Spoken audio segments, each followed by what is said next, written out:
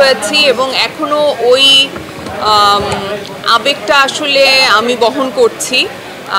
যেইটা আসলে শেষ হয়েছে যেই জায়গাটায় সিনেমাটা, সেখান থেকে বের হয়ে খুব বেশি কিছু বলা আমার জন্য একটু কঠিন, কিন্তু অসাধারণ একটা সিনেমা আমি দেখলাম।